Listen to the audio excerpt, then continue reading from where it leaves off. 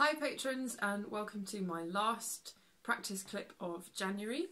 This week, because I'm posting my video for the month on YouTube and there will be a preview minute of that on Instagram, I thought I would spend this week, rather than playing, just talking about what I do for the song I chose this month, which is Into the Ocean by Andy McKee. Into the Ocean is my favourite Andy McKee song. It's from his album Art of Motion, which I highly recommend to you all. And the song is a harp guitar transcription, which I've done. So quickly to explain what a harp guitar is, essentially it's an acoustic guitar that has a big kind of wooden hollow arm that acts as a resonator for a set of extra bass strings. So the harp guitar is quite an unusual instrument, and I thought that having the extra bass notes was really interesting, and that made it a really great candidate for a harp adaptation, because the harp also has great possibilities and potential for bass tones, and that was one of the motivations for transcribing this in the first place. Some of you may know I transcribed this quite a long time ago. I believe I did the transcription sometime in 2010. I did a video of this which was released in 2012, which is on my old YouTube channel, and I thought that that was a bit of a shame. So challenges with adapting this from harp guitar to harp.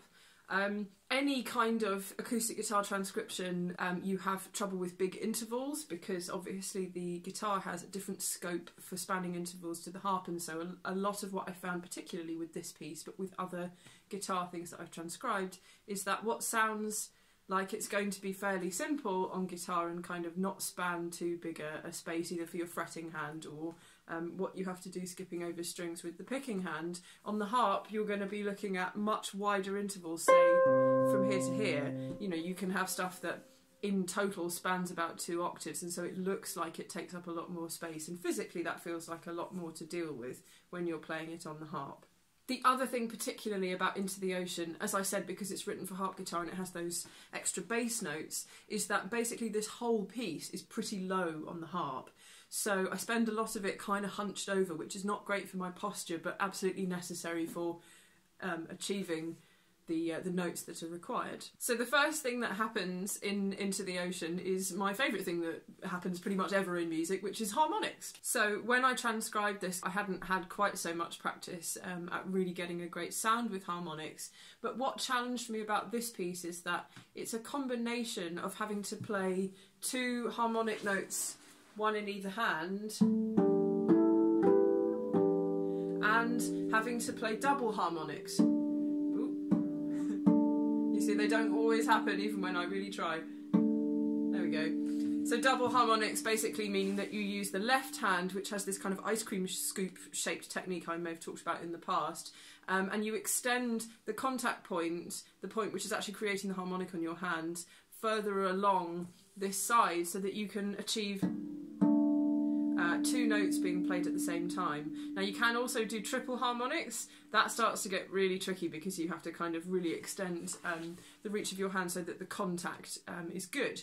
But good harmonics are all about pushing the bit of your hand that's cutting the string in half to create the harmonic, pushing that in more and plucking the same amount with your fingers. A lot of harpists make the mistake of plucking too hard, when actually the harder you pluck the strings doesn't make any difference to the quality of the harmonic. It's all about getting that contact point so that you've cut the string in half, essentially, with whatever bit of your hand, and then picking it and releasing it adequately.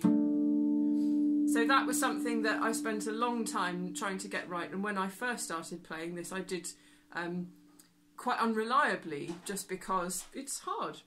But I'm really proud with how well I do with this now, and how... Do you want to calm down? Are you going to stop shouting? I need to finish this. I know. So I'm really pleased with how accurately and reliably I can play harmonics now, but it is one of those things that just comes with time. And with this piece, having to switch quickly between harmonics and playing regularly and playing percussive stuff and moving around and everything, that proved a real challenge. One of the most noticeable techniques that features in this that isn't natural per se to the harp is what I call a rhythmic damp, which is where you have you take the flat of your hand and you just tap the strings, normally the lower strings, loudly, so that it creates a sort of a percussive sound. And the bass strings are great for this because obviously being longer and being metal, they kind of amplify that kind of pat sound a bit more.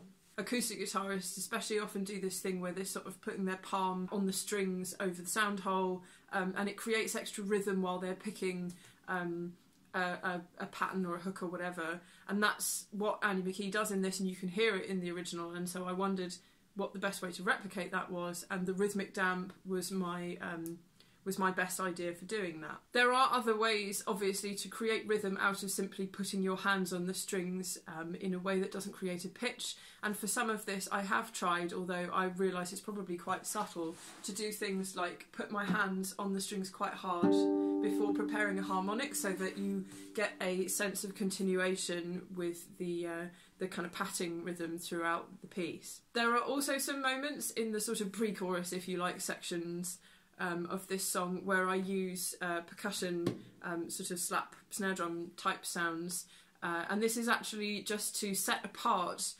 moments where in the original I think that Andy McKee is sort of putting his hand flat on the strings, muted in a kind of a harder way than he does in the sort of verse sections, and I wanted to set those two things apart on the harp, and I can't really make much more noise than that if I just place my hand on the lower strings, so it felt appropriate there because it's quite a snappy sound in the original to set those apart by actually making them slaps. There's one other moment that's really interesting in the middle section of this piece, and that is that because in the original Andy McKee is using his bass strings that are only accessible on the harp guitar, to me it sounds as though there are two bass notes where the timbre, the kind of quality of the sound of the string changes each time it's played and repeated. So you've got this,